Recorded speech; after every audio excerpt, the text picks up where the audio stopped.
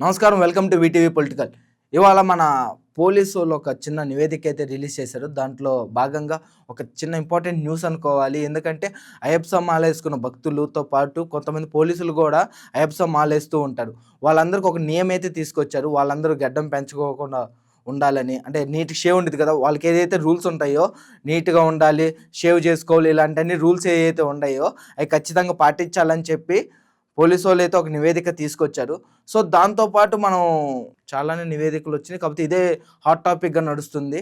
So దేనికి react అవుతూ గోషామహల్ రాజాసింగ్ గారు అయితే ఒక చిన్న కామెంట్ కూడా రిలీజ్ చేశారు.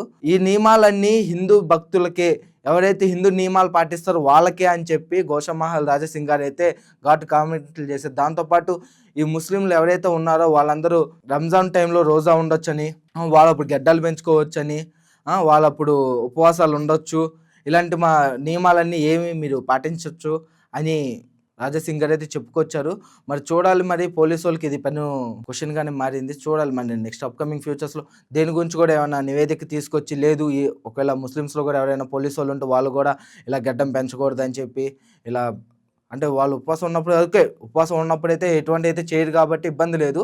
కాకపోతే మాకు ఇలా టైమింగ్స్ ఉంటాయి, అయ్యప్ప స్వామి భక్తులందరికీ అయితే టైమింగ్స్ ఉంటాయి. ఏంటంటే ఎవరాలు వృత్తిపరంగా అయితే కొద్దిగా మారుతూ ఉంది, కానీ మరి అంత హెవీ అయితే చూడాలి మరి సార్ ఎలా అనుకొని చెప్పారో ఏంటనేది. సో మరి చూద్దాం ఏమైతే. ఇటువంటి అప్డేట్స్ కనుక ఖచ్చితంగా మీకు కావాలనుకుంటే please like, share, subscribe to VTV. నమస్కారం.